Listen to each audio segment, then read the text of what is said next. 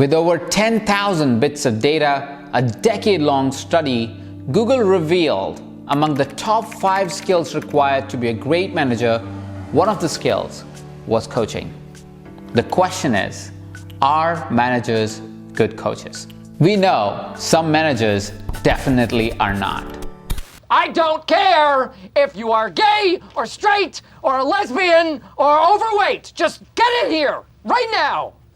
Which means we have an important role to make these managers better coaches so they can get a better performance from their team and also make work fun. Hi, this is Ajit Nawalkar, and today we're talking about how to coach managers to become better coaches.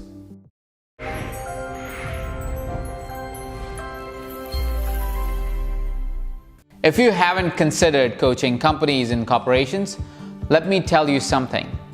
In the past years, coaching companies and coaching entrepreneurs have become a billion-dollar industry. Yes, corporate coaching has become more requested in the past few years and is becoming more and more mainstream. We have an opportunity ahead of us. If we can impact the workplace environment, we can change the world on a daily basis. A single manager gaining coaching ability has a possibility of impacting 8 more lives. Here are the 3 areas where we need to make managers better coaches. First, help them with their understanding of human beings. Managers tend to study management principles, strategies, and forget the point of being a manager, which is to lead people. Management is a title that is given to a leader of a division or a business. Leaders lead. Leaders lead human beings. The understanding a manager really needs to build is how human beings work. How do they operate? What makes them tick? What gets them frustrated?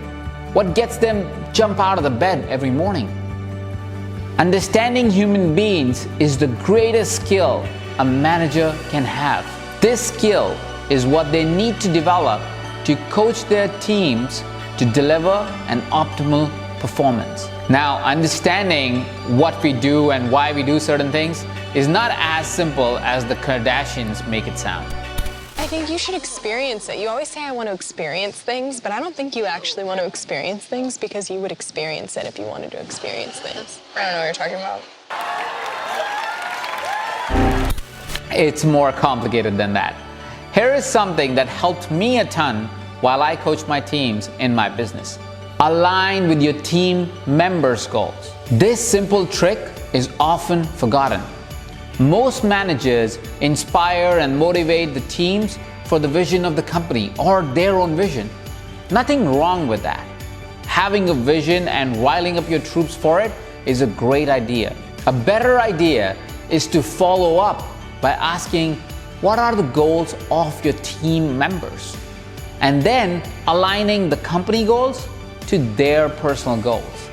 When your team sees how they win when the company wins, you have a team that is inspired and motivated to get to the common goal. Second key area to train and coach managers is language. We are so conditioned to say the things that we say in the way we say it that we often don't see how sometimes what we say can hurt people. There was a time as a leader I would crack insensitive jokes. It was from my past conditioning. I wasn't trying to hurt somebody, but as I would learn later in life, I was hurting people that I loved the most. Language can define the type of leader you are.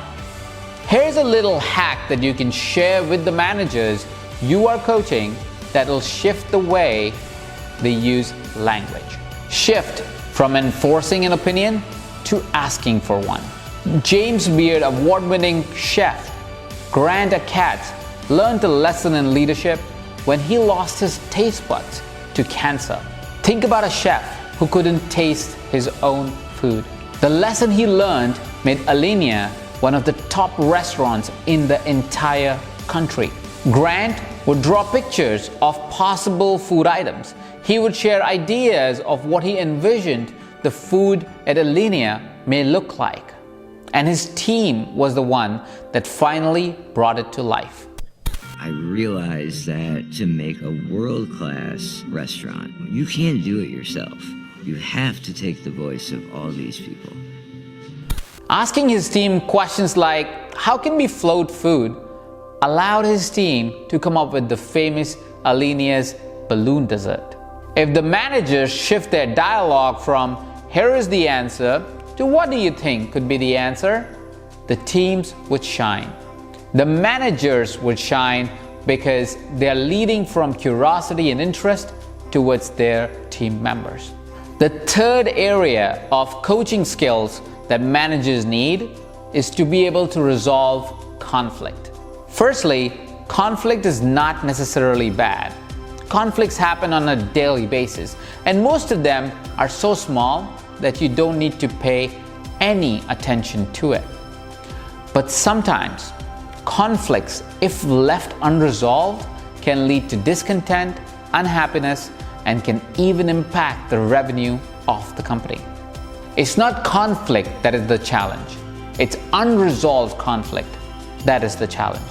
That distinction alone should help managers understand which conflicts to engage in and which ones not to engage in. Now, how do you resolve a conflict? Well, one way is how Michael from The Office does it.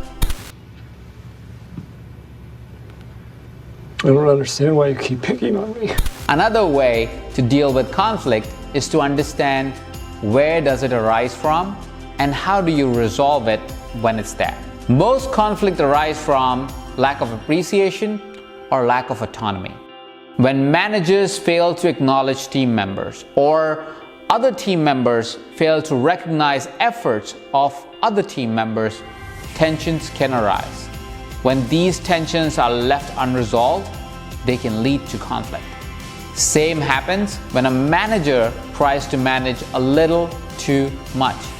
It takes away from the freedom of your team members, and as the freedom goes away, we tend to build resentment because we feel like we can't really use our capabilities. A not so easy but kinda easy way to resolve that is to have honest conversations. The way you show up, other team members of your team would show up the same way. If you are honest about appreciating your team members, if you are amicable and honest about your feedback to other team members, your team members would reciprocate the same. Getting managers to become better coaches is one of the greatest values that you can add to companies that you serve. When managers do better, companies tend to make greater revenue, the team members are happier, and the workplace is a joyous place to be. This one capability can help managers make workplace a happier place, which can lead to the world being a happier place. Let's make our contribution and make managers better coaches. If you found this video useful, click on the subscribe button, share it with a friend, and leave your comment on what is it that you found really useful in this video. Until next time, thank you for watching and have a phenomenal day.